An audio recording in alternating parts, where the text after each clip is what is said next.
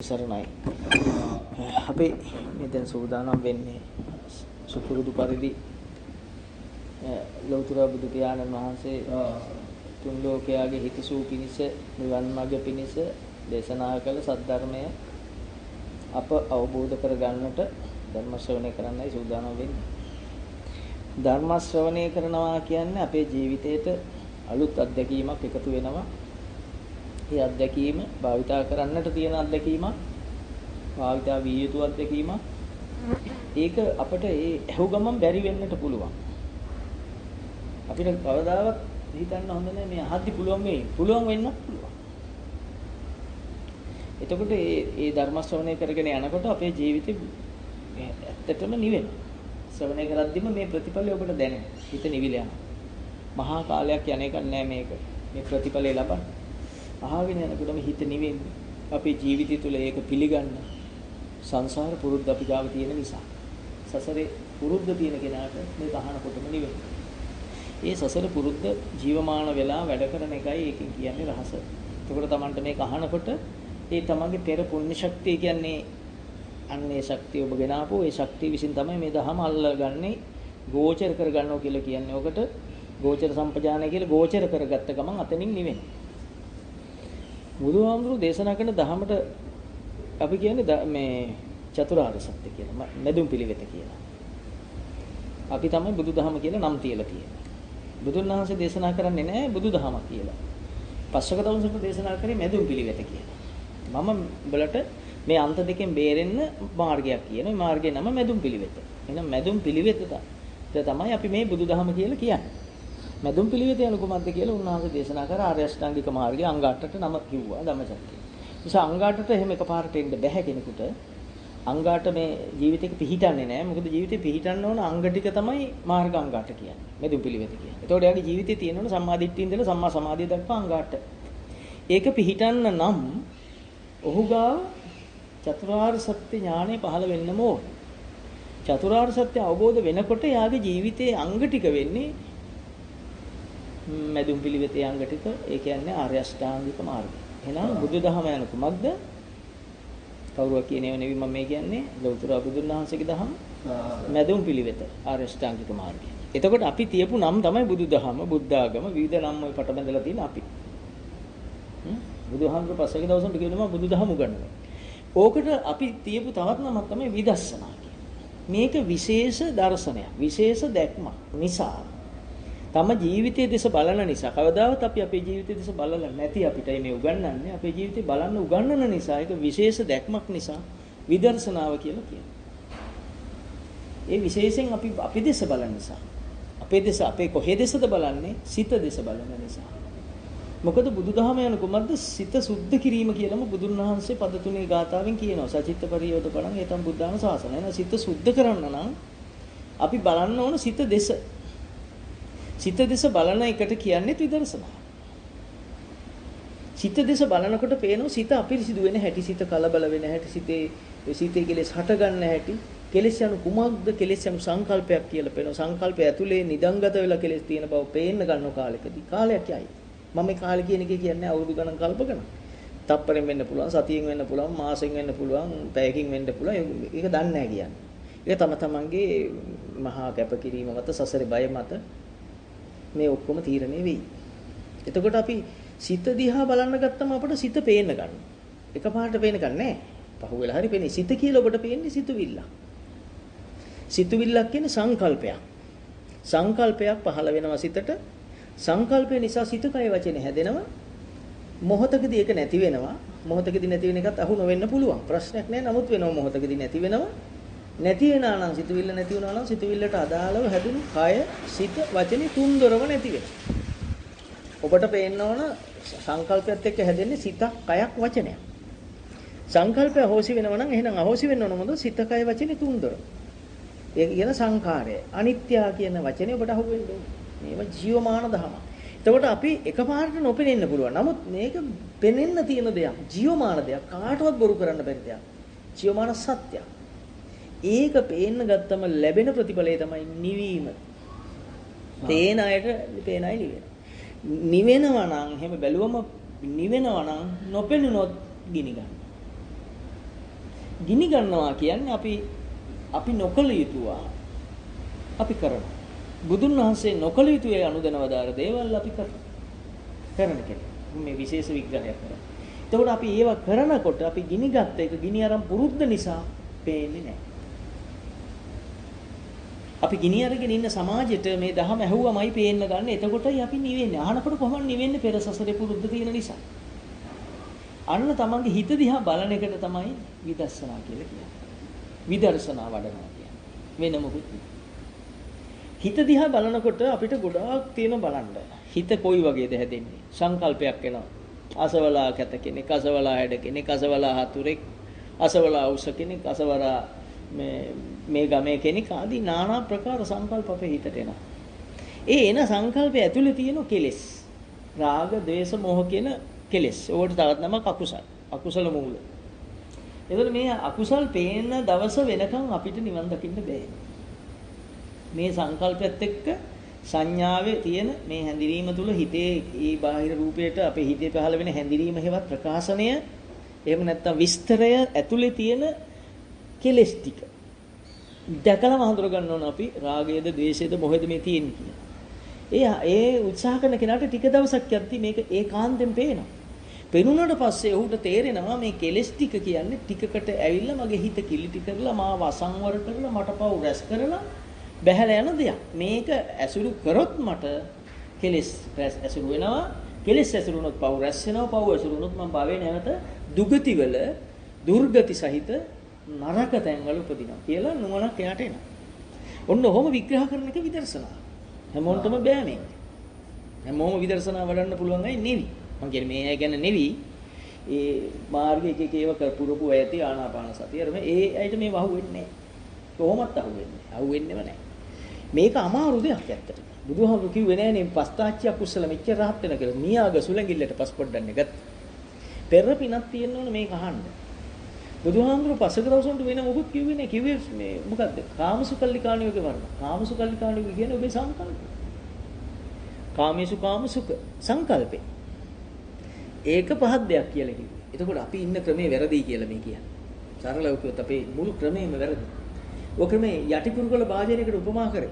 අපි ඉන්න ක්‍රමي උඩු කරු කරා කියන්නේ ඔක අතාරින එකම. ඕක මිදෙන එකම. ඒ උපමාවෙන්ම තියෙන ඕක මිදෙන්න. ඔය ක්‍රමේ සම්පූර්ණ අතාරින. අපිට ඒ අතාරින්න පුළුවන් දවසේ එනතුරු අපි සසරේ.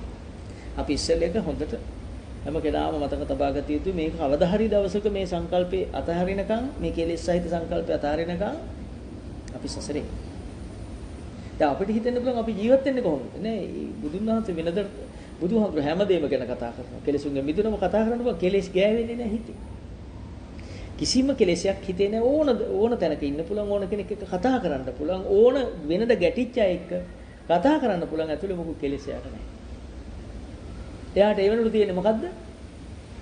අනුකම්පාව, මෛත්‍රිය වෙන මොකුත්ම එයාගේ හිතේ නැහැ. ඒ මට්ටමට එනකම් විදර්ශනා වඩන කෙනා නෙවෙයි. එතකොට අපි දැන් මේ කතා කරන්න අද පටන් ගත්තේ විදර්ශනාව යන කුමක්ද? විදර්ශනාව කියලා කියන්නේ මෙන්න මේ හිතට එන සංකල්පය. ඇත්ත తත්වය බලන එක. සංකල්පයේ ඇත්ත తත්වය මොකක්ද? අනිත්‍ය බව. කලයන එක අනිත්‍යයි. ඒ දෙවෙනි එක තමයි මම නෙවෙයි, මගේ නෙවෙයි, මගේ ආත්මයක් නෙවෙයි. ඒ සංකල්පේ සංකල්පෙට මම කියන්නේ මොඩේ. සංකල්පේ මගේ කරගන්නේ මොඩේ. සංකල්පේ තමන්ගේ ස්වකීය ආත්මය කරගන්නේ මොඩේ. ඒක තමයි මෝහය කියන්නේ. එතකොට ඊළඟ එක තමයි ඒක තමයි දුක කියන්නේ. සංකල්පයට ඇලෙන එක දුක. සංකල්ප කෙලස් තිබුණොත් ඒ කෙලස් ටික තමයි අපිට ඇසුරු වෙන්නේ. කෙලස් ඇසුරු කරනකොට ඕනම කෙනෙක් නරක වෙනවා. කෙලස් ඇසුරු කරන නරක වෙන එක හොයන්න බෑ ඔක්කොම නරක සමාජයක් තුල ඉඳන්. ඔක්කොම නරක නිසා කාටවත් මේ නරකයි මෙයා නරකේ අඩු කෙනෙක්. අපි කියන්නේ සීලය කියන්නේ නරක අඩු කෙනා. නරක නවත්තපු කෙනාට නෙමෙයි අපි කියලා තියෙන්නේ. නරක අඩු ඒ වෙලාවට අඩු කරගත්ත කෙනා. සීලවන්තයා. එතකොට අපි සිල් වැඩසටහන කරලා තියෙන්නේ ඒ වෙලාවට නරක අඩු කරා. නරක සදාහට නවත්තලා නෙවෙයි. අනාහාර සීලේ තියෙන ප්‍රශ්නේ ඕක. ආර්ය සීලේ සදාහටම නවත්තනවා. සීලෙන් නෙවෙයි බුද්ධ දේශනාව පටන් ගන්න. සමාධියෙන් ප්‍රඥාවෙන් පටන් ගන්න. සමාධියෙන් නෙවෙයි. සීලෙන් නෙවෙයි මේ ශාසනය පටන් ගන්න සම්මා දිට්ඨිය. මැදුම් පිළිවෙත පටන් ගන්න සම්මා දිට්ඨිය. සම්මා දිට්ඨිය කියන්නේ මොකද්ද? දුක පිරිසිදු දකින්නේ. දුක කියන්නේ මොකක්ද? දුක කියන්නේ අපිට නොහිතෙන පැත්තක්. මේ ඉපදීම කොහෙද සැපත්? අපි මැරෙයි නේද? දැන් මැරෙන වෙලාවට හිතෙන්නේ නැද්ද ගෙදරයි තනි වෙනවා කියලා. එතකොට මොකද වෙන්නේ? මතක් වෙන්නේ ගෙදර. මැරෙන්න මහා මැරෙනවට වැඩිය දුකකින් ඇයි මැරෙන්නේ? මැරෙන එක නෙවෙයි ඒ වෙලාවට දුක වෙන්නේ. අර මතක් වීම දුක. මැරෙන දුකයි දෙකක්. එතකොට කොහොමද මැරෙන්නේ? මෙහෙම ඉන්නවා වගේ හිතලා බලන්න. ඒක තමයි හිතන මේක මෙනෙහි කරන්න. එතකොට තමයි ඔබට මරණානුස්සතිය වෙන්නේ මරණයක් අනුස්සති වෙලා මරණය උපමා වෙලා ප්‍රයෝගී වෙලා ඔබට පේනවා මරණය මහා දුකක් ඇත්තට. මරණය දුක කියන්නේ මැරෙන වෙලාවේ මේ සංස්කාර ධර්ම ඇසුරු වෙන නිසා. gedara අයියෝ තනි වෙනව නේද? මම මැරුණා මගේ ගෙදරයි තනි වෙනව නේද කියලා හිතුනොත් අපි කොච්චර දැන් හිතුවත් උස්ම ගන්න බෑ. දැන් හිතුවනේ මම කන්න බැරි වෙනවා පපුව හිර වෙනවා කියනවා. දැන් හිතන්න බලන්න. මම මැරුණු ගෙදරට යන කල මොකද්ද කියලා හිතන්න දැන් වෙන දේ බලන්න මැරෙන වෙලාවකුත් නැහැ. ওই දහම් ප්‍රායෝගික කරගන්න. මෙච්චර කල් අපි හිර වෙලා හිටියේ ඇති. එතකොට මම නැති වුණොත් අයියෝ ගෙදරට කන්නේ කවුද? ගෙදරට බේරගන්නේ කවුද? මේ සමාජයේ ඉන්නේ කොහොමද? දැන් අපිට හුස්ම ගන්න බෑ. දැන් කන්න බෑ. ඇඟපත කොර වෙනවා. මේ මරණ ගැන හිතන්න. මේ මැරෙනලාට හිතුවත් අයියෝ මගේ මං රැස් කරපු දේවල් යන්නේ මේ කවුද ගන්නෙ? මං අමාරුවෙන් රැස් කරේ. දැන් මං තරහෙන් මැරෙන්නේ. මැරෙනට වැඩිය තරකක් ඒක. මැරෙන දුකයි අරකයි දෙකයි. මැරෙනලාට මොකක් මතක් වුණොත් සැපේ මැරෙන්නේ. මේ දේවල් තමයි රැස් කරව මතක් වුණොත් සැපේ මැරෙනවා. තරහකාරයෙන් මතක් වෙනවා. ඉවරයි. මරණය දුකයි. දැක්කනේ බුදුහාමුදුරු දේශනා කළ ලස්සන ඉපදීම දුක වෙන්නේ මේ ටික දුක් ඉපදුම හැම කෙනාටම මේ ටික උරුමයි. මොනවද? වයසට යන.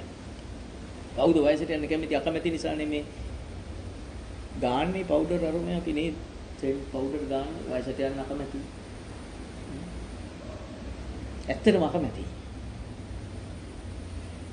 නේද වයසට යනවා නම් අපිට මේ පුතේ කියපු කෙනාට කට්ටිය බාප්පේ කියනවා ඊළඟට. ඊළඟ ලොකු තාත්තේ කියනවා. ඊළඟ සීයේ කියනවා. සීයේ ආච්චියේ කියනවා ඊළඟට. දැන් ආච්චිය කියනකොට ඉතින් මොනව කරන්නේ නේ අපිට දුවේ කියපු අපිටම ආච්චිය කියලා අහන්න වෙනකොට මොකද්ද මේ ජීවිතය කියලා හිතෙන්නේ නේද? දැන් මේව දැන් අවබෝධ කරගන්න මැරිලා අවබෝධ කරලා වැඩක් වෙන්නේ නැහැ නිවන් දකින්නේ නැහැ. දැන් අවබෝධ කරනකොට හිත නිවනට නැඹුරු වෙනවා. මේ ඒ සිතට වොස්සර්ග පරිණාම සිත කියන්නේ ස්වර්ගයට නැමුණු වොස්සර්ග පරිණාමය වුණා කියන එදෙසට නැමුණු සිතක් එන්නේ එතකොට නිවනට. දැන් අපි හිතුවොත් දැන් මේ ඉන්න අපිම වයසට යනකොට අවසානයේ ඇවිද ගන්න බැරි වුණොත් අර ඇවිදින අම්මු ක්ලචස් වලින් අර අපි කියන්නේ දීලි කර වලින් ඇවිදින ඇරමිටි වලින් ඇවිදින කෙනෙක් වගේ අපි එතෙන්ට එනවා. දැන් අපිට කවුද උදව් කරන්නේ? අපිත් ලෝකෙට උදව් කරන්නේ නැහැ. මොකද අපි ඇවිදිනවා. දැන් අපිට කරන්නේත් නැහැ කවුරුත්. කරන්න බෑ. අන්න එහෙම හිතනකොට දැන් එහෙම හිතනකොට හුස්ම ගන්න බෑ දැන්. දැනුත් හුස්ම හිර වෙන්නේ. මේ වයසට යෑම දුකයි. ලෙඩ වුණා. උණ හැදුනම කොච්චරනම් අසහනයක්ද? හෙම්බිරිසා හැදුනම හුස්ම ගන්න බැරුවම මැරෙයි කියලා හිතෙනවා. ටැප් එකේ නාන්න බයයි. හුස්ම හිරුණා මැරෙයි කියලා බයයි. ඒ පොඩි ලෙඩක් හැදුනම ව්‍යාධියක් ඒ ලෙඩක් හැදුනම එච්චර බයක්. කොරෝනා මේ මැරිලා වැටෙනවා. බය නිසානේ නාස්වැස්ම වල දාන්නේ. ලෙඩට බය නිසා. ඉතින් ඉපදිලා ජීවත් වෙලා තියෙන සතුටෙන් නෙවෙයි. මං ඇහුව සතුටෙන්ද ලාංකිකයෝ ලෝකවාසීන් දැන් ඉන්නේ. කොහොමද කියන්නේ? කියන්න දෙයක් නැහැ. ඇත්තටම දුකින් තමයි ඉන්නේ. නේද? පාරක යන්න බයයි. අපි මේ ලෝකේ සුන්දරයි කියු ලෝකෙම අපිට වැටිලා තියෙන නීතියක් සීමාවක් නේ. එහෙන් වඳුරු නීතිය. අනිත් පැත්තේ නාස් නීතිය, නාස් මුඛවඩම් දාගෙන. මේ ලෙඩ දැන් අපිට සතුටක් නැහැ නේ. මේව අවබෝධ වෙන්න ඕනේ. ඒක තමයි ජීවිතේ නිවෙන්නේ. ජීවිතේ නිවුණු කෙනාට එන්නේ හොඳ ලස්සන සිතුවිලි එනවා. එයාට නරක ඒවා එන්නේ නැහැ. ඒකනේ බුදුහාමුදුරුවෝ එයාට එන්නේ සීලය කියලා. මේ ටික අවබෝධ නැති කෙනාට සීලයක් නෑ. එතකොට ඔය දැන් ලෙඩවීම වයසට යන අවසානයේ මරණය. දැන් කවුරුහරි කියනවා අනාවැකියක් බලලා ඒ රාෂ්ටකයක් තියෙන්නේ මේ දිනේ පන්නන්න බෑ. අපි දැනගත්තා මොකද වෙන්නේ. ඇහුවේල ඉඳලා මැරෙන්නේ. එතකොට හිතෙනවා බුදුන් මේ මම මැරෙද්දි මේ අයින්දි දැන් කොහොමද මැරෙන්නේ? ඔන්න ඔය ටික තමයි භාග්‍යතුන් වහන්සේ දේශනා කරන්නේ ඉපදිච්ච අපි කාටවත් උරුම පොදුම දේ ඔච්චරයි. සක්විති රජු වුණත් ඔය ටිකයි. දෙවියෙක් වුණත් ඔය ටිකයි තියෙන්නේ. දෙවියෝ අවසාන මොහොතේ දින 14කට වස්ත්‍ර කිලිටු වෙනවා. දවස් 14යි දෙවියෝ ටික දන්නේ. ඒ 14ට ජීවත් වුණු කාලෙම වැඩක් නැහැ අර 14ට යටත් දෙවියන්. මේ අපි ජීවත් වුණු සැප විඳපු කාලෙම දැන් අපි ඔබ හොඳ සතුටින් හිටියා කියලා අවුරුද්දක්. ඔබට උණක් හැදුනම අර අවුරුද්දම සතුට ඉවරයි. වැඩි වුණ ඔබේ ජීවිතෙන් බලන්න. උණක් ටෙම්පරේචර් හැදුනම ඔර ජීවිතේ ලැබපු සතුට මතක් කරත් වැඩක් නැහැ. මතක් කරත් දේශයක් ඉන්නේ. කලකිරිල්ලක් ඉන්නේ. මේ අපේ ජීවිතේ තියෙන සාක්ෂිය බුදුහාමුදුරුවෝ අත්තානම උපමාන කරත්තා තමාම උපමා කරගන්න කිව්වේ. අනුන් දිහා බලන්න එපා. තමා දිහා බලන්න. එතකොට නියමටම දහම හො. එතකොට කියනවා ජාතිපි දුක්ඛ, ජරාපි දුක්ඛ, ව්‍යාධිපි දුක්ඛ, මරණම්පි දුක්ඛ. දැන් මරණම්පි දුක්ඛ. අප්‍රිය සංපයෝග දුක්ඛ. අපිට කොච්චර අප්‍රියයි ඉන්නවද? අපි කියනවා කෙලින් යන්න ඇදවුණු කෙනා අපට පෙන්වන්න බෑ. ඒක අප්‍රිය සංපයෝගයක්. නේද? අපි කියන මේ එක්කෙනෙක් ඔතනින් ඉන්න එයා කියනවා එයා එබිල බලනවා අනිත් පැත්ත නේද? ඉන්නේ හැංගිලා ඉන්න කිව්වේ. දැන් අපි සතුටින් දින්නේ. අපි කියන එක නොකරන කෙනෙක් ඉන්න ඉස්සර අපි සතුටින් දින්නේ. ඒ අප්‍රිය සංපයෝගයක් අපිට. නේද? අපිට ඕන විදිහට නෑ වහින. අප්‍රිය සංපයෝගයක්. අපිට පායන්න ඕන අපි මුල් ගලක් තියෙනවා. වහින. දැන් අපි සතුටින් දින්නේ. මේ වැස්ස හොඳ දෙයක්. ඒ වැස්ස හොඳ දෙයක් අපිට ඒ වෙලාවට හොඳ දෙයක්ද? එහෙනම් ලෝකේ අප්‍රිය හෝ ප්‍රිය හෝ දේ තීන්දුව කරන්නේ අපේ සංකල්පෙමයි. දැන් අප්‍රිය සංපයෝගය. ඊට පස්සේ ප්‍රියයි ඉන්න. ප්‍රිය කෙනාට අපි ප්‍රියයිට කියනවා මේ වෙලාවට එන්න. ඒගොල්ලන්ට පස්සේ එක පරක් වෙනවා. දැන් මොකද්ද? දැන් මේ ප්‍රියයි විප්‍රයෝග වෙලා. දැන් බල හිටියේ නෑ. එනකොට මොකක්ද දෙන්නේ? ඔන්න ද්වේෂය. මේ ජීවිතේ තියෙන ওই ගොඩ විතරයි. යම් පින්චන්නලෙදී අපි බලාපොරොත්තු වෙන මොනවද ලැබෙන්නේ? බොහොම සතුටක් බලන රස්සාව ලැබුණා. රස්සාව ලැබුණා ගෙදර ඉන්න වෙලාවක් නැහැ. සෙදි කැල්ල හොදලා වේලන්න වෙලාවක් නැහැ. මොකද හැන්දෑවට එන්නේ හැන්දෑවට හිදුණු උදේට වේලෙන්නේ නැහැ. හරි ප්‍රශ්නයක්. සතියන්තේ දවස් දෙකේ හෙව්වම මේ දවස් දෙකේ තමයි ජොහේ හරි ගෙදරක යන්න තියෙන්නේ, උත්සවයකට යන්න තියෙන්නේ, ඔක්කොටම යන්න තියෙන්නේ. ওই දවස් දෙකේ දිහෝ දාන්න තියෙන්නේ. ওই දෙක වැඩුවාම සතියේ දවස් 10ක් ඕනේ මේ දෙකේ වැඩට. නෙත් යම් පින්චං ලැබති. අපේ කැමැත්ත ඉෂ්ට වෙන්නේ නැති දුක් ගොඩේ අපි ඉන්නේ. ඉතින් මෙන්න මේ දුක් ටික විතරයි ජීවිතේ කියලා තියෙන්නේ කියලා බුදුහාමුදුරු කියන මෙනෙහි කරන්නේ. නිකන් දකින්න. දකින්නකොට බුදුහාමුදුරු දේශනා කරන ඔය ඔක්කොම දුක් ටික තියෙන්නේ මොකක් වෙන තාක්ද? මේ ජීවිතේනේ තියෙන ඔය දුක් ටික. බුදුහාමුදුරු දේශනා කරන උපාදානයේ තියෙනකන් ඕක තියෙන උපාදානය එහෙනම් නැති දවසට මේ දුක නෑ අජරාමරයි. එහෙනම් නොමරෙන කෙනෙක් වෙන්නේ ජීවත් වෙද්දී. ලෙඩ නොවන කෙනෙක් වෙන්නේ කය ලෙඩ වෙනවා යා ලෙඩ මිදිලා. කය ලෙඩ වෙනවා කයට සාත්තු කරන කෙනෙක් වෙනවා. අයියෝ කියලා අඬන්නේ නෑ කය ලෙඩ වෙනවා. රහතන් වහන්සේ එතන. කෙලසුන්ගෙන් මිදුණු කෙනා ඉන්නේ එතන. රහතන් වහන්සේ ලෙඩ වෙනවා. අපි රහතන් වහන්සේ ලෙඩ වෙනවා කිව්ව පව්. රහතන් වහන්සේ ඊට අවසානට දරන කය ලෙඩ වෙනවා. නියම වචන. උන්වහන්සේ රහත් වූ උත්තමයා ඒ ශක්තිය තියෙන අවසාන කය ලෙඩ වෙනවා. ඉතින් උන්වහන්සේ ලෙඩට ප්‍රතිකාර කරනවා. ඕනනම් කරනවා නැත්නම් නිකන් ඉන්නවා. ඒකනේ වැඩ යන නිසා නිමුගලන හාමුදුරු කැඳ බිව්වේ නැති. දෙරිත් හාමුදුරු නොගත්තේ බුදුන් වහන්සේ නොබිව්වේ. ලෝහිත පක්කන්දිකාරෝ එහෙදදී බෙහෙත් නොගත්තේ වැඩ නැති නිසානේ කය මිදුණු නිසා. අපි ගන්නෑ අපිට මේ කය ඕන තාම අපේ වැඩි ඉවර වෙලා නැහැ. එතකොට භාග්‍යතුන් වහන්සේ කියනවා සංකිට්ඨේන පංච උපාදානස්කන්ධ දුක්ඛ. උපාදානස්කන්ධේම දුකයි. උපාදානස්කන්ධය කියන්නේ රූප වේදනා සංඥා සංකාර විඥාන වශයෙන් එක්ෂණයක් තුල ක්ෂණයක් තුල පහළ වෙන්නා වූ අපිට දැනෙන මේ සංකල්පයේ මූලික කොට පවතිනා වූ දැනීම් සම්භාරය ස්කන්ධ පහකට බෙදෙනවා. රූප වශයෙන්, වේදනා වශයෙන්, සංඥා වශයෙන්, සංකාර වශයෙන්, විඥාන වශයෙන් මේ දන්නවා. එතකොට උපාදානස්කන්ධය දුකයි. ඔන්න ඔය අවබෝධي ගත්ත කෙනෙක් Taman තුලින් මේක දකිනවා. දකින්න එකට කියනවා විදර්ශනා. විදර්ශනා වඩනකොට එයාගේ නැති වෙන්නේ මොනවද? සියලුම අනවශ්‍ය කොටස් අයින් වෙන ශරීරය. බුදුහාමුදුරුවෝ අස් කරන්න කිව් ටික අපිත් අස් වෙනවා. අනවශ්‍ය කොටස් කියන්නේ ඒවා. මොනවද? රාග, ද්වේෂ, මොහ හිමින් අඩු වෙන්න ගන්න. එයා දන්නව අඩුයි කියලා. ද්වේෂය මට අඩුයි, රාගය අඩුයි කියලා එයා දන්නවා එයාගේ ජීවිතේ තියෙන මේවා. එයාට දැනෙනවා මට ද්වේෂය මෙච්චර පාලනය වෙලා වෙන දේ තරහකාරය දැක්කම මට මෙච්චර ආවේශ වෙනවා. දැන් මට ආවේශය අඩු වෙලා. ළඟට ගිහිල්ලා ටෙස්ට් කරනවා බලන්න මට පොඩ්ඩක් හරි වැඩියෙන් එනවද තරහ කියලා. නෑ එන්නේ නෑ. එහෙනම් මම දැන් ආවේශයෙන් හොඳයි. මම හොඳට මිදිලා කියලා එයා අන්න ලෝකෝත්තර සතුට එයා ළඟට. මම මේ දහමෙන් කරගත්ත ලොකුම දේ ලබා ගන්න. එයා යනවා ළඟට. හතුරුගේ ළඟටම යනවා නොපෙනී. ගිහිල්ලා ඉන්නවා ඉඳලා බලනවා මට ආවේගේ වැඩි වෙනවද? අර අඩුව තිබුණ එක ඒක අඩුයි. එහෙනම් මම පාලනය කරනවා. ඔහු මාර්ගඵලයේ ඥාණයට පරීක්ෂා කරගන්න ඔහුගෙමයි. නැතුව තැනක් නෑ. හැම දෙෙම එහෙමයි. එතකොට බුදුහාමුදුරු දේශනා කරනවා මේ දුක කියලා තියෙන්නේ. සංසාර දුක කියලා තියෙන්නේ මෙන්න මේ සංකල්ප තුන. මොනවද? කාම තණ්හා, භව තණ්හා, විභව තණ්හා. සමුදය කියලා කියන්නේ ඒකටනේ. කාම තණ්හා කියන්නේ කාම කියන්නේ සංකල්පෙටමයි. සංකල්පෙටමයි කාම කියන්නේ. සංකල්පෙට ඇලෙනවා නම් ඒකට කියනවා කාම තණ්හාව. සංකල්පෙට ඇලිලා නම් ආපු අදහසට එයා ඇලිලා නම් එයාගේ හිත පිහිටලා නම් ඒකට ඇලී පිහිටා තිබේ නම් කාම තණ්හාව. එතකොට භව තණ්හාව කියන්නේ ඒකම තමයි විඳින්න තියෙන්නේ. වෙන ඒවා විඳින්න බෑනේ තියෙන එකනේ. භව තණ්හාව කියන්නේ ඒකම විඳින එක. විභව තණ්හාව කියන්නේ ඒකම උදව් වෙනවා. තවත් එකක් හදන්න නූපන් අකුසලයක් උපදවන්නත් එහෙම නැත්නම් මැරෙන මොහොතක් නම් නැවත ඊළඟට ප්‍රතිසන්දි ලබන්න. මේකේ දෙකක් තියෙනවා. මැරෙන්නේ නැතුව මේ මොහොතේ ජීවිතේ පවතිනවා නම් මගේ සම්මත ජීවිතේ පවතිනවා නම් තවත් සංකල්පයක් ඒකට අනුව උපදවන්න උදව් වෙනවා.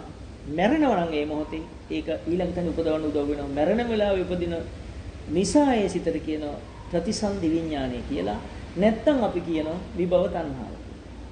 එතකොට මේ එකදී එකම සංකල්පෙ බුදුහාමුදුරුවෝ මේ විස්තර කරලා ලස්සන සරලව කරලා පෙන්නනවා. සෙය්‍යතිදං කාම තණ්හා භව තණ්හා විභව තණ්හා. දැන් ඔබ මේ මෙච්චර විස්තර අහගෙන හිටියට මතක නොවුනට කමක් නැහැ. මම සරලම කරලා පෙන්නනවා අන්තිමට. දැන් එතකොට විදර්ශනා වඩනවා කියන්නේ යම් කිසි කෙනෙක් තමන්ගේ හිතට එන්නා වූ සංකල්පය ඇස්පියන් ඉන්න වෙලාවට ඔබ භාවනා කරනවා කියන ඔබ ඇස්පියන් ඉන්න එක මම දන්නවා. කවුරුත් ලෝකේ කරන්නේ භාවනා කරනවා කියලා ඇස්පියන් එක. ඇස්පිය වලට භාවනාවක් වෙන්නේ නැහැ. ඇස්පියෝ මෙන්න මේ ටික හිතට මතක් කළා මෙනෙහි වෙනවා නම් ඔබේ හිතට යම් සංකල්පයක් එනකොට මේක සංකල්පයක් විදිහට පේනවා. ඒ සංකල්පය ඇතුලේ කෙලෙස් තියෙන බව පේනවා. තව සිතුවිලි අතරේ ඒවට දැනෙන්නේ නැහැ. ඒ අතරේ ආපු ප්‍රධාන අල්ලගත්ත සංකල්ප තුල ඉඳන් බලනවා මේ සංකල්ප ඇතුලේ මොනවද තියෙන රාග, ද්වේෂ, මොහ තියෙනවා. දැක්කම හරි සතුටක් එනවා. අනේ මං අද දැක්කා. දැකීමෙන්මයි සතුට පටන් ගන්න පැහැදිලිව. ඊට පස්සේ ඒක අනර්ථයි. ඒ සංකල්පය අනිත්‍යයි. මේ මෙච්චර කල් ආපු සියලු මොනතරම් දරුණු සංකල්පයක් ආවත් අනිත්‍යයි. මොනතරම් රාගයේ තියෙන සංකල්පයක්, ද්වේෂයේ තියෙන සංකල්පයක් ආවත් ඒක අනිත්‍යයි. එතකොට ඒ වෙලාවට යා මෙනෙහි කරන මේ සංකල්පයත් අනිත්‍යයි.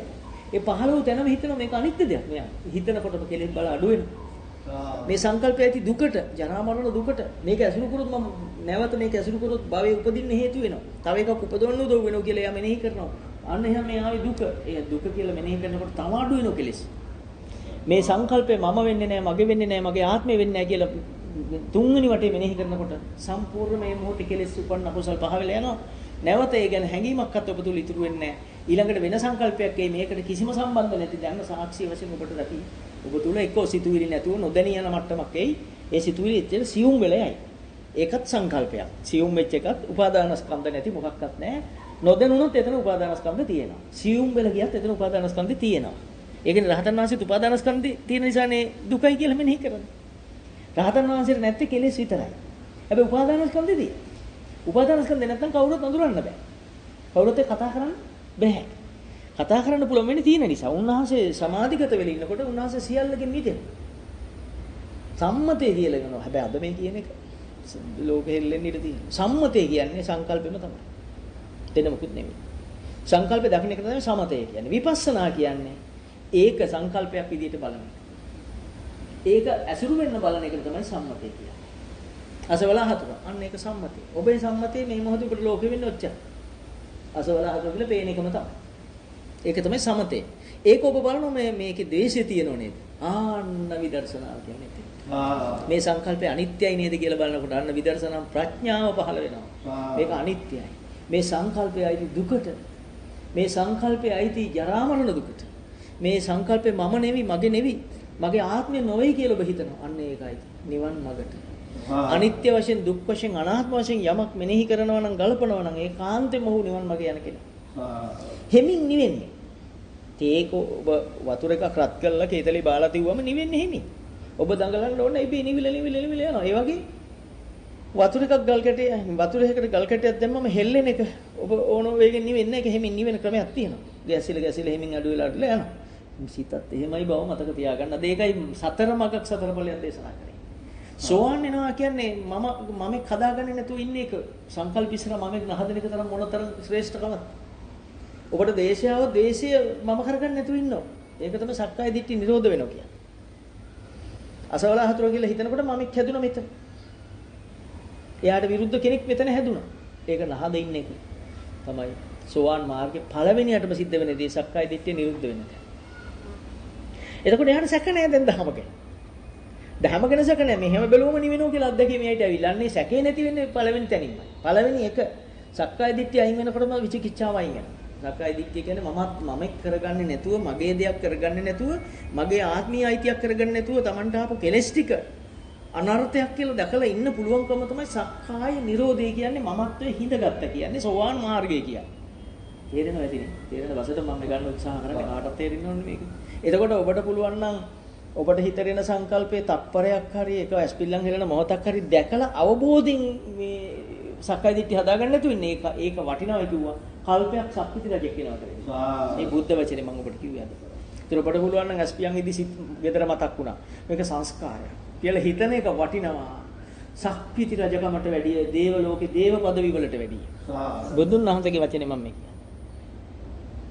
අන්නේ තැනට ගන්න හිත. අන්නේ ශක්තිය හදා ගන්න. ඒකට කියන්නේ විදර්ශනා. එහෙම හිත පේන එකට කියන්නේ විදර්ශනා. එතකොට මේ විදර්ශනාව කියන්නේ පටන් ගන්න තැනම තියෙන සම්මා දිට්ඨිය. සම්මා දිට්ඨිය කියන්නේ දිට්ඨි නැතුව ඉන්න එක. දිට්ඨි නැතුව ඉන්න කියන්නේ කාම ලෝකෙන් මිදෙන එක, පාප ලෝකෙන් මිදෙන එක. මේ බාහිර ලෝකයට ඇලිලා පව් රැස් කරගන්න ලෝකෙන් මිදෙන එක. සම්මා දිට්ඨිය කියන්නේ. අර්ථකථන නම් ගොඩක් තියෙනවා කිව්වොත් මොකක් එකක් මතක නැති වෙයි කියලා බය. එකක් කිව්වම ලේසියෙන් මතක තියාගන්න. එතකොට ඔබ සම්මා දිට්ඨියටපත් වෙනවා කියන්නේ මුලින්ම ඔබපත් වෙන්නේ ප්‍රඥාවට. ප්‍රඥාවන්තයා ගාව කෙලෙස් නැහැ. එහෙනම් සීලේ නිකම්ම හැදිනවා. හිත එහෙම දුවන්නේ නැහැ. හිතේ තියෙන කෙනුත් නිදිලා. ඒකට කිව්ව සමාධිය. එහෙනම් ප්‍රඥා, සීල, සමාධි සම්බුද්ධ ශාසනය. එතකොට අපි එතෙන්ට එන එකට කියනවා විදර්ශනාව. එතකොට විදර්ශනාව කියන්නේ අපි බුදුන් වහන්සේකට දේශනා කරේ මැදුම් පිළිවෙත මජ්ක්‍ධිමා පටිපදා. කොණ්ඩඤ්ඤ උත්තමයේ මේ දෙහම අහගෙන ඉදි සෝවාන් වෙනවා. සෝවාන් වෙනවා කියන්නේ සක්කාය දිට්ඨිය නූපදවින්න ඥානය පහළ වෙනවා. ඥානය කියන්නේ ඒ දේ ක්‍රියාත්මක කරොත් මෙහෙම බැලුවම මෙහෙම වෙනවා කියලා ස්ථිර ඔප්පු වෙනවා. දැන් ඔබට ඔප්පු වෙලා ඔබට හිතට එනවා අද වහි කියන්නේ සිතුවිල්ල. පිටින් වහිනේක ඔබට අදාළ නැහැ. අද වහි කියලා මට ආවේ සිතුවිල්ලක් නේ. මට ආවේ සිතුවිල්ලක් කියලා හිතනකොට එළියෙන් වහි කියන එක ඉබේම අතෑරිලත් ඉවරයි. සිතුවිල්ලට ඇලෙන එක, සිතුවිල්ල ගැන නොදන්න එක නැති වෙනවා. නොදන්න එක නැති වෙන එකට කිව්වා අවිද්‍යාව නිරෝධය. මොන අවිද්‍යාව නැති කරගත්තා. ඒ මට්ටමට ඒ මොහොතේ අවිද්‍යාව නැති කරගත්තා. මේක සිතුවිල්ල. සිතුවිල්ල කියලා හිතනකොට මේ එළිය බලන්න හිතෙන්නේ අහස බලන්න. මොන බලන්න නූපන් අකුසල් කියන්නේ තව අකුසල් සිතක් වෙන උඩ බලන්න. ඒක එන්නේ නැහැ. අද වහි කියලා මේ බැලූ බැල්ම විතරයි. එතනින් එහාට දැඟලිල්ල මොකුත් එන්නේ නැහැ. ඒ රූපෙන් මේ ගැලවෙන්නේ. පැහැදිලිවම එච්චර. ඒ තරම් සරලයි මේ දහම. එතෙන්ට එන්න අපි පැත්තකට වෙලා උදකලා වෙලා සියල්ල අතහැරලා කය පහසු ඔබට පහසු ඉරියව් ඇති. ඒක නීති පනවන්නේ නැහැ බුදුන් වහන්සේ. මොකද හිතගෙන රහත් උනේ කරණම් ගහදී රහත් උනේ මේ ශාසනයේ. පාණු ගැටි උඩ රහත් උනේ. ඊස නීති නැහැ ඉරියව් නැහැ මේකට. කෙලස් පහළ වෙන්න ඉරියව් නැත්තම් කෙලස් නසන්න ඉරියව්වක් නැහැ. කෙලස් පහළ වෙන්න ඉරියව් තියෙනවා. නෑ ඉරියව් නැහැ කෙලස් පහළ වෙන්න ඕන හැගෙනවා. නිදාගනිද්දි කෙලස් එනවා. කෙලස් පහ කරන්නත් කෙලස් ඇසුරු නොකර ඉන්න ඉරියව්වකයි තියෙන්නේ. නෑ ඉරියව්වක් ඕනේ ඇති. අර වැඩ නවත්තලා ඉන්න. මොනකෝ ආඩි වල පහසු ඉරියව්වක ඉන්න ගමන් ඇස් පියාගෙන එක පාට දෙයක් මතක් වුණා. අපි ශබ්දත් ඇහෙන්නේ නැහැ කියලා. ඒතර අනිත් ඒවාත් අයින් වෙලා ගඳ සුවඳත් අඩුයි, දිවට කටට දැනෙන ඒවා අඩුයි, ස්ථාන පහක් වැහිලා එක පාට ගෙදර මතක් වුණා. ඒක මොකක් හරි මතක් වුණා කියන්නේ ඔබට එක පාට මතක් වෙනකොටම දැන් මතක් වූ දේ විතරයි ඔබේ හිතේ තියෙන්නේ. එතකොට ඒ රූපෙට ඇලිලා ඉවරයි. නමුත් ඔක මතක් වෙනකොටම ඔබේ හිතේ පහළ වෙනවා මේක සංකල්පයක් කියලා. මේ සංකල්පයක් කියලා මොකද එන්නේ? බුදුහාමුදුරුවෝ දේශනා කළ දහම. අන්න බුදුන් වහන්සේ පහළ වුණා. බුදුහාමුදුරුවෝ තමයි පහළ වුණේ. ඔක සංකල්පයක් කියලා හිතනකොට ඔබට පේන්නේ ඔබ කවුරු බවට පත් වුණා. සංකල්පේ බවට බුදුහාමුදුරුවෝගේ දහමස බවට ඔබපත් වුණා. ඔබට දැන් පේනවා එහෙනම් මේ gedara කියන්නේ සංකල්පයක්. කියලා හිතනකොට මොකද්ද නැති උනේ? කාමේ නැති වුණා. කාමේ කියන්නේ රූපෙට ඇලීම නැති වුණා. රූපෙට බැඳීම නැති වුණා. ඇලීම බැඳීම දෙකම නැති වුණා. රූපෙන් මත් වීම නැති වුණා රාගය. ඇලීම කියන්නේ මේ ඇලීම කියන්නේ කාමය, ඒකට බැඳීම කියන්නේ තණ්හාව, මත් වීම කියන්නේ රාගය. තුනම නැති වුණා. ඇලීම, බැඳීම, ඇලීම කියන්නේ තව එකක්, ඇලෙනු එකට බැඳුණා, බැඳුණු එකෙන් මත් වුණා. ඒ තුනම රාග දේශ මොහ මේ මොහොතට පහළව සිටින්නේ නැති වුණා. ඒකත් ඔබ දකින්න පුළුවන් දවසක් එයි. හැබැයි එහෙම බැලූ ගමන් මේව මිදෙන බව පේන්නේ නැහැ එකපාරට. මිදෙන බව පේන්නේ කොහොම කාලයක් ගියාමයි. කාලය කියන එක මම හැම එකෙම කියන්නේ මහා කලක් නෙවෙයි. විනාඩි 5ක් වෙන්න පුළුවන්, විනාඩියක් වෙන්නත් පුළුවන්, පැයක් වෙන්නත් පුළුවන්, පැය දෙක තුනක්, දවසක්, සතියක් යන්නත් පුළුවන්. ඒ ඔබේ කැපකිරීම මත මේ සියල්ල තීරණය වෙනවා. ඒතකොට අපි මෙහෙම ඇස්පියාගෙන ඉන්න ගමන් අපිට එකපාරට ওই ශබ්දය ඇහෙනවද පිටින්? පිටින් ඇහෙන ශබ්දේ නෙවෙයි අපිට ඇහෙන්නේ. අපිට ඇහෙන්නේ පාන් වෑන් එකක් කියලා. පාන් වෑන් එකක් ඇහුනේ කාටද මෙතන? පාන් වෑන් ඇහෙන්නේ නැහැ. ඇහෙන්නේ මොනවයි? ශබ්ද. පාන් වෑන් එකක් ඇහුණ කිව්වොත් අපි ඇයිද කියන්නේ පිස්සෙක් කියලා. එහෙම ඇහුණ කෙනා පිස්සෙක් අපි හනිකයින් වෙන්න ඕනේ එතන. හැබැයි කවුරු හරි කිව්ව සද්දයක් ඇහෙනවා. ඒ සද්දේ පාන් වෑන් එකේ සද්ද කියලා ඒක අහන්න. ඇහෙන සද්දෙට පාන් කියන එක උපදින්නේ මන් තුල. මන් තුල උපදින පාන් කියන මොකද්ද සංකල්පය? අතීතෙත් මගේ දැනීම. ඒක තමයි විඥානය කියන්නේ. අතීත දැනීම මේක පෙරලගෙන ගිහිලා අරක පාන් වෑන් එක කියලා පෙන්නන ඇස් දෙකක් හැදුණා මට.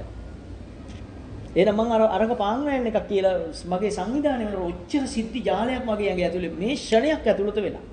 ඒ බලන්න එක ඇස්පිල්ලම් හෙලන වේලක ඇහෙන ශබ්දය පාන් වෑන් එකක් බවට පත් වෙන්න මගේ හිත තුලම. පාන් වෑන් එක දැස බලන්න උහුමනා උපදින්න මේ තරම් කෙලෙස් කඳක් මන් තුල හැදෙනවා නම් මේ මොහොතක් තුල ඒ මොහොතම දකින්න පුළුවන් වෙන්න ඕන අපිට. ඒ මොහොතේ. අන්න ඒකයි මොහොත කියන්නේ 30 කලේන තේන මොහොතේ මේ මොහොතේ දකින්න පුළුවන් දවස කවදා හරි කොට එනවා. ඒ මොහොතේදී ඒ මොහොතටපත් වූ කෙනෙක් මේ ජීවිතේ දුක නසපු කෙනෙක් ඒ මොහොතට ආපු කෙනාට කිසිම තණ්හාවක් කිසිම රාගයක් ද්වේෂයක් මොහයක් මොකක්වත් යතුරු නැහැ. ඒක තමයි රහතන් වහන්සේ කියන්නේ. අප්‍රමාදී උත්තමය කියන්නේ ප්‍රමාද කෙනා කියන්නේ පාන් වෑන් එකක් කියලා අර පැත්ත අහන් ඉන්න කෙනා. එහෙම අහන්න ඕන තැන කවුරුත් උගන්වන්නේ ඔය ශාස්ත්‍රයේ තමයි. ඔය භාවනා යෝගීවෝ සමහත් 40 කර්මස්ථාන ඇත්ත උගන්වන්නේත් ඕකටම යන ක්‍රමයේ තමයි. හොඳට පාන් වෑන් බලන හැටි. ඒකෙ මිදෙන හැටි නෙවි.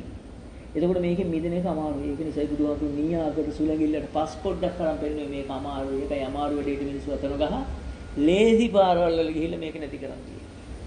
මේක ලේසි වෙන්නේ කාටද? පුරුදු කරන්න ආපු කෙනාට අමාරු නෑ.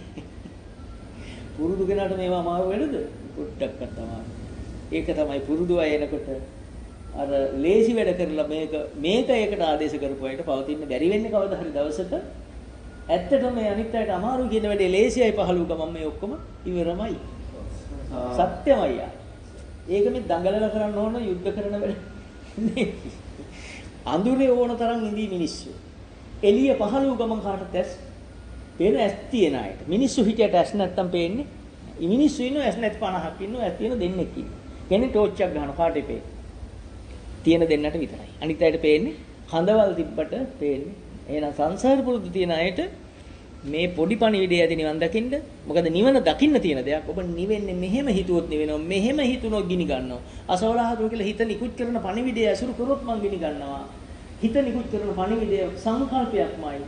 ඒක ඇතුලේ තියෙන්නේ නැවත භවයේ උපදින්න හේතුවමයි. මේක කවදාවත් ඉවර වෙන්නේ නැහැ. ඇසුරු කරන බලය වැඩි වෙලා ගිහිල්ලා සංසාරේ මං කවදා හරි මහා විනාශයක් කරගන්න කෙනෙක් වෙනවා කියලා. නුවණ පහළෝ කෙනා මෙතනින් ගැලවෙනවා. මේ සංසාර කතරේ මේ ඇතර.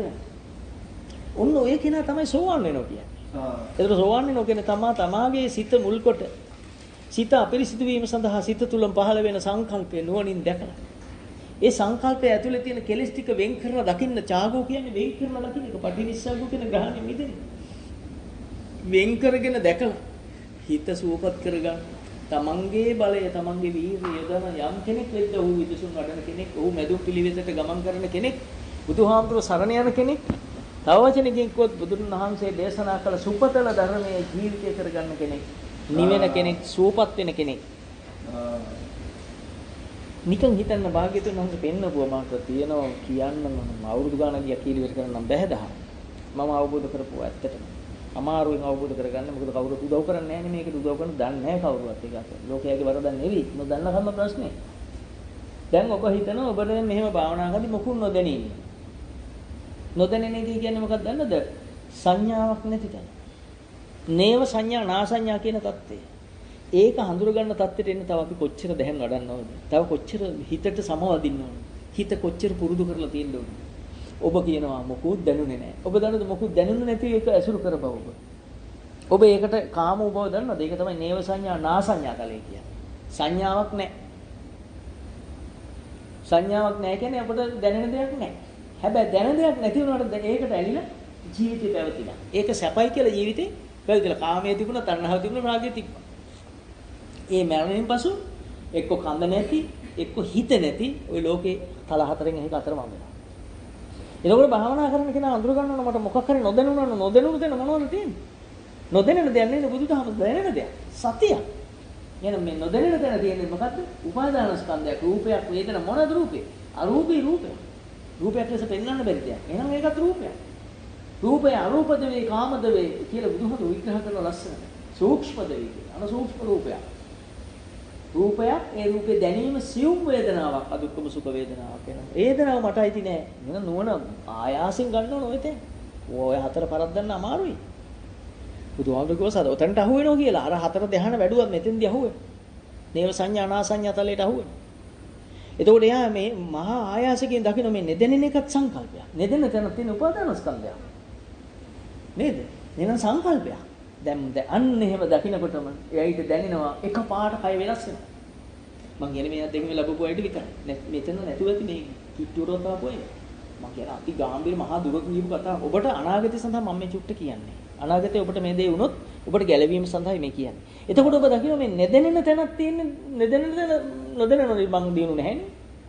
බුදුහාමුදුරු සතියෙන් ඒතන සතියෙන් අදිට සිහියෙන් ඉන්න කිව්වේ. සිහිය නැහැනේ මට. මට නොදැනෙන ඒවා තිබිලානේ. එහෙනම් මගේ තුල නොදැනෙන ඒවා තියෙයි කියන්නේ මං අතරමං වෙච්ච තැන. අන්න ඒක මහන්සි වෙලා හොයාගන්න. නොදැනෙන තැන කියන්නේ සංස්කාර ධර්මයන් සකස් වූ දෙයක්. මම නොවන දෙයක් මගේ නොවන දෙයක් කියලා හිතනකොටම එයාට දැනෙනවා කය පුදුම වේගයෙන් වෙනස් වෙනවා. ඒ නේව සංඥා නාසඤ්ඤා තලේ පහු කරලා එයානකොට ආයි විදසුන් නුවණ ඉන්නකොට එයාට දැනෙනවා මේ මහා අවකාශතල අහු වෙනවා. මේවා කියන්න හොඳත් නැහැ. මහා විශාල ප්‍රදේශ ගණන් පැතිරිච්ච නිකන් නිදහස් පරිසර දැමැවෙනවා. දැනෙනවම නිකන් තනි වෙලා වගේ. ආකාසඤ්ඤායතනෙ කියන්නේ ඒවා. ඒවත් අඳුර ගන්න වෙනවා මේ ඇයි ඉදිරියේදී. එතකොට මම මේ කියන්නේ අන්තිම කෙලවරක් කියන්නේ නිවන් රහතන් වහන්සේගේ අන්තිම පඩිය. එතෙන්ට එන්න ඉස්සෙල්ලා ඔබට දැන් මේ කියපු පොඩ්ඩ. ওই ටික කිව්වේ එහෙනම් ලේසි ටික ගියා. ඔය අමාරු ටිකක් ඔය කිව්වේ. අමාරු ටික ඉස්සෙල්ලා ටික හරිම ලේසි. ඔබට හැමතිස්සෙම මොකක් හරි හිතට මතුවෙනව නැති වෙනව මතක් වෙනව නැති වෙනව මතක් වෙනව නැති වෙනව මතක් වෙනව නැති වෙනව දැන් ඒ ඔබ මොනවා ඇසුරු කරා පිස්පිරිතාලේ ඉන්න ලෙඩ ඇඳේ ඉන්න මනුස්සයටත් ඕව මතක් වෙනව නැති වෙනව මොකද ඒව ඇසුරු නොකර කියලා එයාට පිටතින් ඇසුරු නොකර කියලා එයාට ප්‍රශ්නයක් කළා නෑ හැබැයි ඔබ පිටතින් ඇසුරු කරන්නේ නෑ ඔබ ඔබත් ඇසුරු කරන්නේ නෑ ඉස්පිරිතාලේ ලෙඩ ඇඳේ ඉන්න මනුස්සයා පිටතින් මොනවත් මතක් වෙනේම ඇසුරු කරන්නේ නෑ දෙන්නම එක අපි හිතන් ඉන්නේ අපි නිදහසේ ඉන්නවයි කියලා ඔක්කොම එකයි කියලා ඔප්පු කරන්න එපා බුදුහාමුදුරුවෝ ඔක්කොම එකයි කියලා කිව්වට පස්සේ අපි දෙගොල්ලෙක් ඉන්නේ කොහෙද? දැන් ලෙඩ ඇඳේ ඉන්න මනුස්සයාටත් ඔන්න ලෙඩ ඇඳේ කටු ගාලා මේව එල්ලලා ඉන්න මෙයාට ගෙදර මතක් වෙනවා, පඩි පෙල් මතක් වෙනවා, ගේ මකුණු දල් කඩන්න මතක් වෙනවා. ඕන්න ඒව මතක් වෙනවා. මතක් වෙනවද රූප පහළ වෙන එකනේ. සංකල්ප හිතට එන එක. දැන් එයයි තුල අපිටත් ගෙදරින්දී ඕව මතක් වෙනවා. ගෙදර මතක් වෙනවා, මකුණු දල් කඩන්න ඕන කියලා මතක් වෙනවා. දැන් දෙන්නටම එකම දේ නෙවිද වෙන්නේ? ඔය මතක් වුණා කියලා අපිට වෙච්ච වෙනස මොකක්ද? අපි ගෙදර ඉඳන් මතක් වුණා කියලා විතරයි කියන්න තියෙන්නේ. එයාට ඉස්පිරිතාලේ ඉඳන් මතක් වුණා. ඕන අද තමයි පළවෙනි සැරේට මේක ඇහුවේ. එයාට ඉස්පිරිතාලේ ලෙඩ ඇඳේ සිට මේ මතක් වුණේ. මට ගෙදර සිට මේ මතක් වුණේ. හැබැයි අපි දෙන්නම එකයි. මොකද ඔය ඔක්කොම හීනයක් විතරයි. නැද්ද? හැබැයි ඔබ ඔප්පු කරගන්නවා. එහෙනම් ඔබට මෙහිම ස්පියාගෙන භාවනානුයෝගී වෙන්න වෙලාවට කාගේ හරි කටහඬක් ඇහෙනවා. මේ අපි මෙතන භාවනා කරනවා කියලා ඔබ භාවනා කරන මේ කවුරු හරි අපේ කවුරු හරි කතා කරනවා. කටහඬක් ඇහෙනකොටම හිතේ රූපේ පහළ වෙනවා කාගේද කියලා නේද? ඒ රූපේ ඇයි පහළ වෙන්නේ? දන්න නිසා. දන්නේ නැති හඬක් ඇහෙනවා. ඒත් රූපයක් එනවා. දන්නේ නැති රූපයක් එනවා. ඒ රූපෙට එන්නේ දන්නේ නැහැ කියලා. කටහඬක් නම් කාන්තා කටහඬ නම් කාන්තා රූපයක් පහළ වෙනවා. තරුණ කටහඬ තරුණ කාන්තා රූපයක් පහළ වෙනවා. ළමා පිරිමි කටහඬ ළමා පිරිමි රූපයක් පහළ වෙනවා. හඳුනන රූපේ පහළ වෙනවා. වෙනස තියෙන රූපස්කන්ධයක් එනවා. ඒකට හැඳිනීමේ විතරයි වෙනස තියෙන්නේ සංඥාවේ. සංඥාවේ මේ පෙර අතීතේ මතක ශක්තියයි මතක නොවන බවයි. හැබැයි රූපේ නෝ. ඒක තේරුම් ගන්න අද ඉස්සෙල්ලම. රූපයක් එන බව දන්නවද දැන්? කටහඬක් එනවා අපි දැන් ඔන්නේ ගිහිල්ලා හිටියගෙන ඉන්දියාවේ හරි අපි යාපනයේ ගිහිල්ලා හිටියා. එළියේ කෙනෙක් කතා කරනවා අපි ඉන්න කාමරේට එළියේ. කවුරු හරි කියලා රූපයක් එනවද නැද්ද හිතට? හොඳයි ඔය හඬට සමාන තමන්ගේ පවුලේ කෙනෙක් ඉන්නේ. ඔබට එක පාරට එන්නේ ඇයිම නේද හිතට රූපේ? ඕන රූපයක් දාගන්න ඕන නම. එයයි කියලා හිතලා ඒ බිලක් බලනවා. බැලුවම වෙන කෙනෙක්. එතකොට දැන් ඔබ ඔය හොයන්න ගියේ කවුද? ඇතුලේ ඉන්න කෙනා. ඇතුලේ ඉන්න කෙනා එළියේ ඉන්නත් පුළුවන්, නින්නත් පුළුවන්. හිටියත් ඔබට වෙන දේ ඔබ තේරුම් ගන්න. ඔබට එන්නේ සිතුවිල්ලක් විතරයි. එළියේ එක නෙවෙයි ප්‍රශ්නේ ඔබට ඇතුලේ එන එක විතරයි. එළියේක කිසිම සම්බන්ධයක් ඔබට නැහැ. ඇතුලේ කස් කරා කියලා එළියේක වෙනස් කරන්න ඔබ දඟලන්න ඕන. එළියව දවස්තන්න හොය එන්න එපයි කියන්න මොකක් කරන්න ඕනේ නැහැ. ඇතුල හරියට තේරුම් ගන්න. තේරුම් ගන්නකොට ඇතුලේ තියෙන කෙලෙස් ටික අයින් වුණාම ඇතිනේ. මැදුම් පිළිවෙතෙන් කරන්නේ ඇතුලේ තියෙන කෙලෙස් ටික අයින් කරලා දෙනවා. එතකොට අපි හිතමු ඔන්න ඔය දැන් මෙහෙම ස්පියාගෙන ඉන්නකොට කතා කරනෝ දෙන්නේ. ඒ කතා කරන දෙන්නගේ රූපෙ හිතට එනවා. එක්කෙනෙක් එක්ක ගොඩක් තරහයි. ඒක අපි තරහ කෙනාගේ රූපෙ දිගට එනවා. ඒකෙන් අපි වයින් වෙනවා. දැන් ඇත්තටම දැන් ඒ රූපෙන් නෙවෙයි මම වයින් වෙලා තියෙන්නේ මොකෙන්ද? අපි හිතන් ඉන්නේ ඒකෙන් වයින් වෙලයි කියලා. මොකෙන්ද වයින් වෙන්නේ? මගේ හිතේ පහළ රූපේ. එහෙනම් ඉපදීම දුක. ඒ හඬ එන එකද දුක? මගේ හිතේ රූපේ ඉපදීම. රූපේ උපදීම දුක. ඉති රූපං සමුදය රූපං අස්තංගම. රූපං ස්කන්ධේ පහළ වීමයි දුක. ඒක රූප ස්කන්ධේ පහළ වෙන්න අරක උදව් වුණු නිසා එයාත් මොකකටද ආයිද? හීන් කම්බියක් ගහනවා කරන්ට් එකට. මෙහෙම මහත කම්බිය අල්ලනවා. හීන් කම්බිය අඩි 2ක් දිගයි මහත කම්බිය අඩි 2ක් දිගයි. මට කොතෙන්දද වදින්නේ කරන්ට් එක? මේ මහත කම්බියෙන් මට වදින්නේ. හීන් කම්බිය ආයිද නැද්ද මේක? එහෙනම් අපි මතක තියාගත යුතුයි බුදුහාමුදුරුවෝ එතන පෙන්නනවා එහෙනම් ඒ ආයතනේ එතන අයිතිත් දුකට. ඒක ඇහුණු කන අයිතිත් දුකට. මේ ඇතුලේ පහළ වූ සංකල්පය අයිතිත් දුකට. ඔය ටික ඔබට කියන්න පුළුවන් දවසක් එනවා ඔබ තුල. චතුරාර්ය සත්‍ය අවබෝධය කියන්නේ. අන්න ඒකටයි විදර්ශනාව කියන්නේ.